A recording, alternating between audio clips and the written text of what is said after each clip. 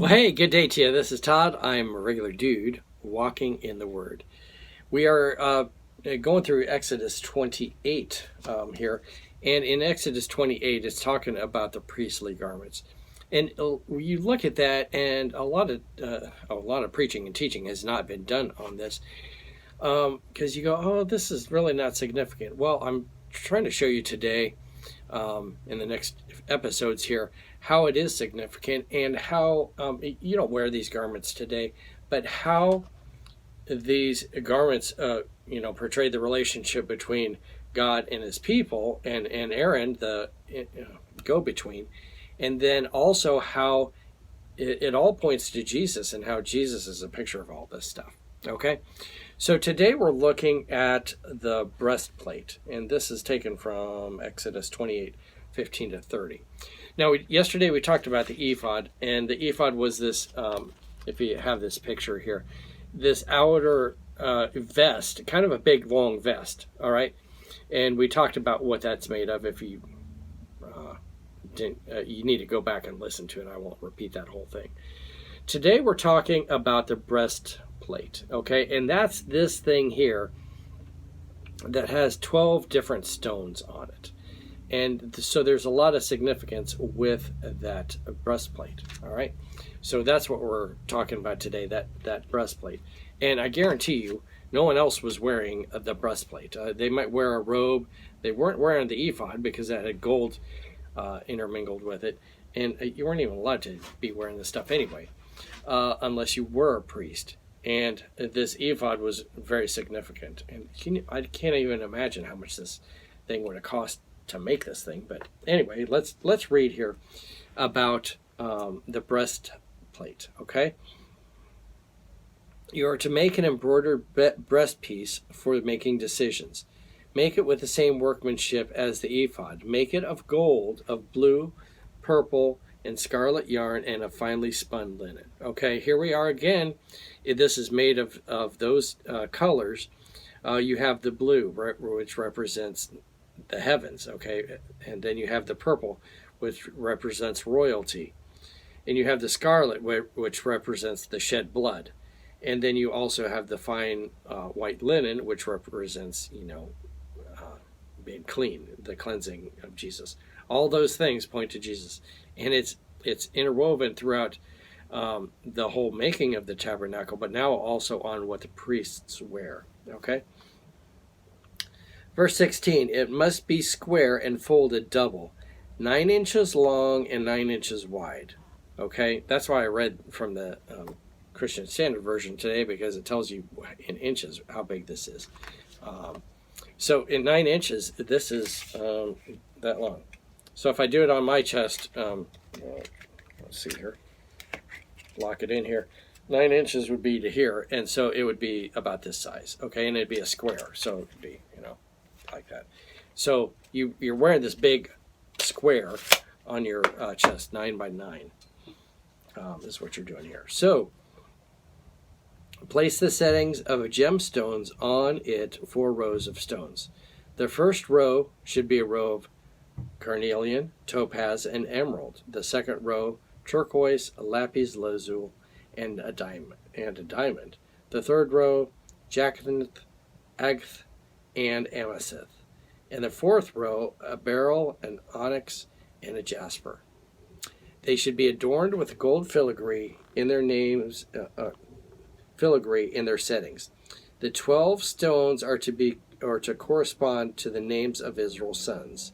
Each stone must be engraved like a seal with one of the names of the 12 tribes. Okay, so you have this breastplate, and it has these 12 stones on it, and on each of those stones is engraved the name of the particular tribe that corresponds with that stone.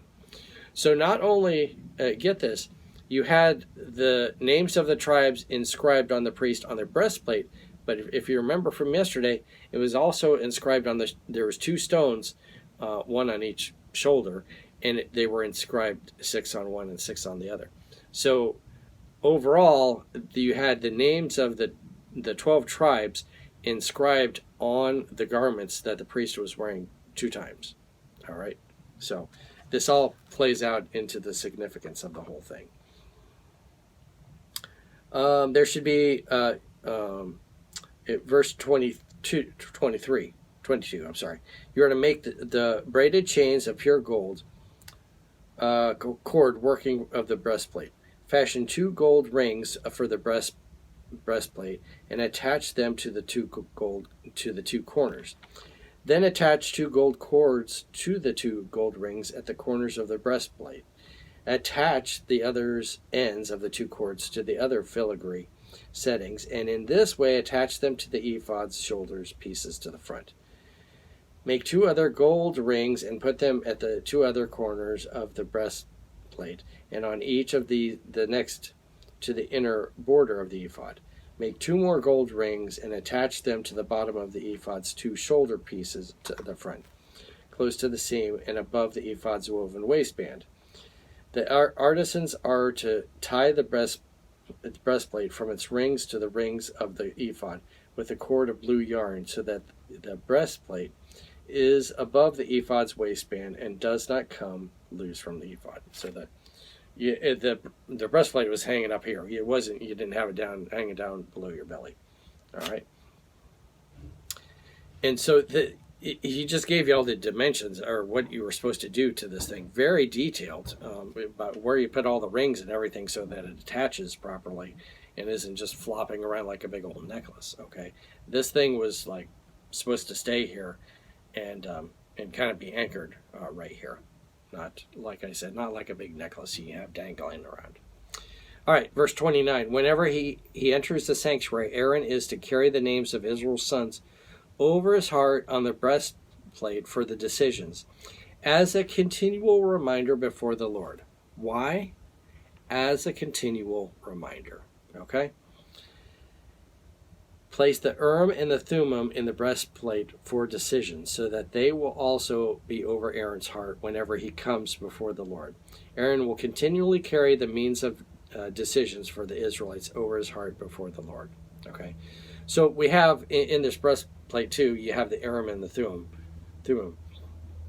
Not a lot of information is given on that. If you were to try and replicate that today, you couldn't, because we don't know what they look like at all. We all the dimensions are given for the breastplate, but nothing is given for the Urim and the Thummim.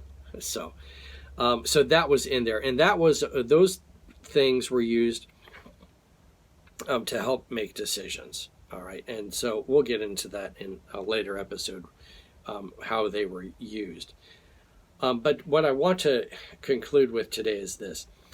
The whole breastplate was put on there, and the Bible tells us this was here as a continual reminder before the Lord.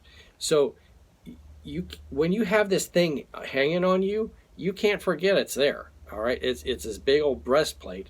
And when I walk around or I'm doing a long run, I don't want anything heavy hanging on me. I sure don't want this breastplate hanging on me. And if I do, it's a constant reminder that this thing is hanging on me. Well, it's a reminder to the priests, and then also to the Lord too, of the 12 tribes of Israel. So that the 12 tribes of Israel are inscribed on the stones on there. So it's very significant. You can't miss it. If someone were to walk up to the priest and see that, it'd be like, oh, what you got there? It's a 9x9 plate hanging on your thing.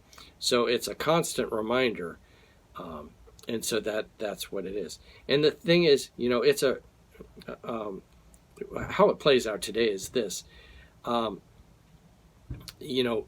Everything points to Jesus. Well, we don't need to wear breastplates because Jesus knows everything, and he doesn't have to be reminded. Sometimes, we remind God, hey, of your promise, but he didn't forget about his promise. Okay, it's our way of communicating that, but he doesn't forget. Okay, that's the bottom line here. God doesn't forget. All right, so thanks for watching. I'm just a regular dude walking in the Word, and I look forward to seeing you tomorrow as we continue looking at the priestly garments. Lord's blessing. I'll see you then.